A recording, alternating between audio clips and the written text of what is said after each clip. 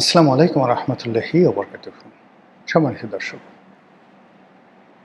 আপনি যদি আমাকে জিজ্ঞাসা করেন যে এই মুহূর্তে বাংলাদেশের সবচেয়ে বড় সমস্যা কী, এক নম্বর সমস্যা কী, আমি বলবো যে চাঁদাবাজি মানুষের জীবন তছনছ করে ছেড়ে দিয়েছে। যদি আপনি ডক্টর মোহাম্মদ ইউনূসের জামানাতে এক নম্বর সমস্যা চিহ্নিত করতেন, তাহলে সেখানে দুটো সমস্যা আসতো। প্রথম সমস্যা ছিল আইন শৃঙ্খলার অবনতি এবং দ্বিতীয় ছিল মব, এবং এ দুটো সম্মিলিতভাবে মব এবং আইন শৃঙ্খলার অবনতি। তখনও চাঁদাবাজি হয়েছে, কিন্তু সেই চাঁদাবাজি মবের কারণে, আইন শৃঙ্খলার অবনতির কারণে প্রথম এক নম্বর আসতে পারেনি। বিএনপি সরকার ক্ষমতায় আসার পর আইন শৃঙ্খলা অটোমেটিক্যালি স্বয়ংক্রিয়ভাবে আগের চাইতে ভালো হয়েছে। মানুষের মধ্যে নিরাপত্তা বোধ চলে এসছে, পথে ঘাটে ছিনতাই, রাহাজানি এগুলো তুলনামূলকভাবে কমে গেছে। কিন্তু এক নম্বর সমস্যা হিসেবে চাঁদাবাজি এখন প্রতিটি জনপদের মানুষের জীবনকে তছনছ করে ছেড়ে দিচ্ছে। সাম্প্রতিক সময় এটা যে কতটা নির্মম সেটা আপনারা জানেন, যে একজন মানবিক ডাক্তার, বাংলাদেশে খুবই প্রশংসিত, আলোচিত, এবং তার মুখ এবং অঙ্গভঙ্গি সব কিছুই পবিত্র। তিনি কিডনির ডাক্তার, কিডনি চিকিৎসক। তার হাসপাতালে এ যাবৎ 2000 কিডনি রোগীর তিনি বিনামূল্যে অপারেশন করে দিয়েছেন। তো সেই মানবিক ডাক্তারের যে ক্লিনিক, সেই ক্লিনিকে চাঁদাবাজি করেছে বিএনপির নামে, যুবদলের নামে। বিষয়টি প্রধানমন্ত্রীর কানে গেছে, তিনি যুবদলের সভাপতিকে পাঠিয়েছেন। ইতিমধ্যে চাঁদাবাজ গ্রেপ্তার হয়েছে, তার সহযোগী সহ। কিন্তু এগুলো যতটা না আলোচিত হচ্ছে, তার চেয়ে বেশি আলোচিত হচ্ছে সেই যে মানবিক ডাক্তার, তিনি অশ্রু সিক্ত নয়নে, ঝরঝর করে তার চোখ দিয়ে পানি বেরোচ্ছে। তিনি কিছু একটা বলার চেষ্টা করছেন, কিন্তু আবেগে তিনি সেই কথাগুলো বলতে পারছেন না। তার সেই অশ্রুসিক্ত নয়নের ছবি সম্বলিত ফটোকার্ড সারা বাংলাদেশকে নাড়িয়ে দিয়েছে। এর ফলে চাঁদাবাজির যে ঘটনাটি আবার নতুন করে সামনে চলে এসছে। র্যাব অনেকদিন ধরে নিষ্ক্রিয়। শেখ হাসিনার পতনের পর থেকে আসলে র্যাব নিষ্ক্রিয় পুরোপুরিভাবে। আর এর আগে যখন জাতিসংঘে নিষেধাজ্ঞা দেওয়া হলো, তখন র্যাব অটোমেটিক্যালি তাদের কার্যক্রম তারা গুটিয়ে এনেছিল। এই বাহিনীটি বিএনপির জামানায় প্রতিষ্ঠিত হয়েছিল, এবং বিএনপির প্রথম দিকে এই বাহিনীটির যে কার্যকারিতা, তার ফলে বিএনপির শাসন ক্ষমতাটা টিকে গিয়েছিল এই র্যাব প্রতিষ্ঠা করার ফলে। আদারওয়াইজ যেভাবে চাঁদাবাজি, খুন, ধর্ষণ, রাহাজানি ওটা বেড়ে গিয়েছিল, তখন র্যাবের উপস্থিতি মানুষ আশীর্বাদ হিসাবে নিত। কিন্তু যা হয়, যে কোনো একটা বাহিনী, যে কোনো একটা মানুষ, যে কোনো একটা পরিবার প্রতিষ্ঠান যখন খুব ভালো করে এবং মানুষ প্রশংসা করে, তখন আর তারা স্বাভাবিক অবস্থায় থাকে না। র্যাবেরও ঠিক সেম অবস্থা হলো। সেনাবাহিনী থেকে, পুলিশ বাহিনী থেকে যে সমস্ত লোক র্যাবে পদায়ন লাভ করত, সঙ্গে সঙ্গে তাদের একটা বিরাট অংশ আজরাইলে পরিণত হতো। এবং শেখ হাসিনার জমানাতে নয়, একেবারে বিএনপি জমানাতে শেষের দিকে এই র্যাব রীতিমতো ফ্রাঙ্ক আইনস্টাইনের দানবে পরিণত হয়েছিল 2005 এবং 2006 সনে। এবং তারপর সেই দানব হতে হতে তারা মহাদানব হয়ে গিয়েছিল।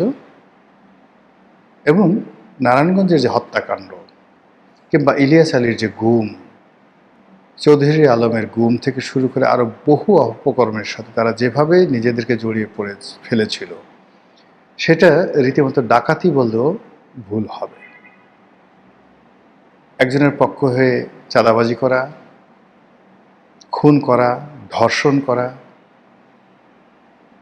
এরপরে নারী লিপ্সা থেকে শুরু করে, মানে র্যাবের কর্মকর্তাদের বিরুদ্ধে এমন কোনো পাপ কার্য নাই যে কাজের অভিযোগ তাদের ছিল না। এবং এটা বাড়তে বাড়তে বাড়তে বাড়তে এমন একটা পর্যায়ে চলে গেল যে নারায়ণগঞ্জে 7 মার্ডারের মাধ্যমে বলতে গেলে আল্লাহর গজব নাজিল হলো এই বাহিনীটির প্রতি। এরপর জাতিসংঘের নিষেধাজ্ঞা আসলো। এরপর থেকে এরা চুপচাপ, কিন্তু আবার নতুন করে তাদেরকে সক্রিয় করার চেষ্টা করা হচ্ছে। ইতিমধ্যে আমরা শুনেছিলাম যে র্যাব বিলুপ্ত করে দেওয়া হবে, কিন্তু সেটা হচ্ছে না। আপনারা জানেন যে সরকার চাঁদাবাজির ব্যাপারে সতর্ক অবস্থানে আছে, তারা জানে, এবং ইতিমধ্যে নাকি ৪,৫০০ সারা দেশে চাঁদাবাজ আছে, শীর্ষ চাঁদাবাজ, যাদেরকে চিহ্নিত করা হয়েছে এবং এদেরকে খুব দ্রুত গ্রেপ্তার করা হবে। তারা গোয়েন্দার নজরদারিতে আছে এবং তাদেরকে মানে একেবারে টার্গেট করে করে ধরা হবে, এরকম প্রচার পুলিশের পক্ষ থেকে করা হচ্ছে, র্যাবের পক্ষ থেকে করা হচ্ছে। যখন এই ধরনের আওয়াজ হয়, আপনি ধরে নিতে পারেন যে সেখানে কিছুই হয় না। ফলে এই যে ৪,৫০০ চাঁদাবাজ ধরবে, এটা আমার কাছে মনে হচ্ছে চাঁদাবাজ ধরা তো দূরের কথা, এখানে চাঁদাবাজদের পশমও তারা স্পর্শ করতে পারবে না। লোক দেখানো হয়তো ৪,৫০০ চাঁদাবাজের মধ্যে ৪.৫ ডজন বা ৪.৫ হালি তারা ধরতে পারেন, আবার তারা বের হয়ে আসবে এবং জেলখানাতে গিয়েও তারা সেই চাঁদাবাজি চালাবে। যারা জেলে গেছেন এবং জেলে যারা কুখ্যাত সন্ত্রাসীদেরকে দেখেছেন, তারা জানেন যে সন্ত্রাস এবং চাঁদাবাজের যে নেটওয়ার্ক এরকম একটা শক্তিশালী অবস্থায়, যে চাঁদাবাজরা কলকাতাতে থাকুক, সন্ত্রাসীরা দুবাইতে থাকুক কিংবা জেলখানাতে থাকুক, ডাজ নট ম্যাটার, তাদের যদি সিস্টেমটা চালু থাকে তাহলে তারা যে কোনো জায়গাতে বসে এই চাঁদাবাজিটা করতে পারে। ফলে আমরা কি দেখেছি, একজন ডাকাত শহীদ, একজন টোকাই সাগর, একজন মুরগি মিলন, একজন কালা জাহাঙ্গীর দৃশ্যপটে না থেকেও সারা বাংলাদেশকে তছনছ করে ছেড়ে দিয়েছেন। একজন সুইডেন আসলাম, একজন সুব্রত বাইন দীর্ঘদিন পুলিশের হেফাজতে থেকেছে, দীর্ঘদিন কারাগারে থেকেছে, কিন্তু এটা কোনো মিন করেনি, সমাজে কোনো উন্নয়ন হয়নি, তারা তাদের কাজগুলো করেছে। আবার ধরুন শীর্ষ সন্ত্রাসী জিসান থেকে শুরু করে অন্য যাদের নাম শুনতে আমরা পেরেছি, এরা কখনো ব্যাংককে থেকেছে, কখনো দুবাইতে থেকেছে, কিন্তু বাংলাদেশে তাদের সিন্ডিকেশনটা বন্ধ হয়নি। সেই অর্থে এখন এই নতুন সরকারের আমলে অতীতের চাঁদাবাজির যে সিন্ডিকেট ছিল, প্রায় সবগুলো সিন্ডিকেট এখন আছে।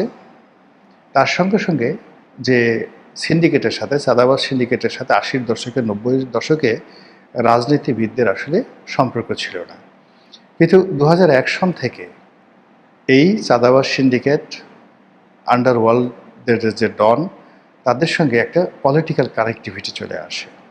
রাজনীতিবিদরা একে অপরের বিরুদ্ধে এই সিন্ডিকেটকে তারা ব্যবহার করতে থাকে। ফলে আমরা কখনো কখনো 7 স্টার গ্যাং, কখনো আমরা 5 স্টার গ্যাং তাদেরকে দেখেছি এবং এখনও সেই গ্যাংগুলো কিন্তু সক্রিয় আছে। তাদের অনেকগুলো আস্তানা এই ঢাকা শহরে রয়েছে। কখনো তারা টঙ্গী, কখনো তারা উত্তরা, কখনো তারা মোহাম্মদপুর, কখনো তারা সায়েদাবাদ, কখনো তারা গুলশান এর বিভিন্ন এলাকাকে কেন্দ্র করে তাদের সাম্রাজ্যের হেডকোয়ার্টার তারা স্থাপন করে বসে। তো যেটা বলছিলাম যে এই চাঁদাবাজির যে সিন্ডিকেটগুলো ইনুর জমানাতে যখন নতুন করে হাত বদল হলো, আওয়ামী লীগের হাত থেকে নতুন হাতে আসলো, তখন সেখানে অনেকে জড়িয়ে পড়ল। সেখানে আওয়ামী লীগ যারা ছিল তাদের দ্বিতীয় সারির, তৃতীয় সারির যারা লোকজন তারা ছিলেন, তার সঙ্গে সঙ্গে আবার নতুন রাজনৈতিক সংযোগ, নতুন মাস্তান, বিদেশ থেকে অনেকে চলে এলো, জেলখানা থেকে অনেকে বের হয়ে এলো। ফলে এটা চাঁদাবাজির একটা স্বর্গ রাজ্যে পরিণত হয়ে গেল এবং সেটি বর্তমান জমানাতে এসে রীতিমতো প্রাতিষ্ঠানিক রূপ লাভ করেছে। ফলে একসময় যেটা ভারতের হাজী মাস্তান, ছোট শাকিল, ছোট রাজন, দাউদ ইব্রাহিম, এই যে গ্যাংস্টারগুলোর নাম আমরা শুনতে পেরেছি, যারা কেবলই মাত্র ভারত নয়, মুম্বাই নয়, ইসলামাবাদ, মুম্বাই, দিল্লি, ঢাকা, দুবাই, পুরো এলাকাতে দাপিয়ে বেড়াতো এবং এখনও দাপিয়ে বেড়াচ্ছে। তো এই সিন্ডিকেটের সঙ্গে বাংলাদেশের চাঁদাবাজ সিন্ডিকেটের যদি যোগাযোগ হয় বা হয়ে গিয়ে থাকে, আমি খুব আশ্চর্য হব না। আপনারা কি শুনেন নাই যে অতীতে দাউদ ইব্রাহিম কিভাবে মুম্বাই এবং ঢাকাতে তাদের প্রভাব বিস্তার করেছে?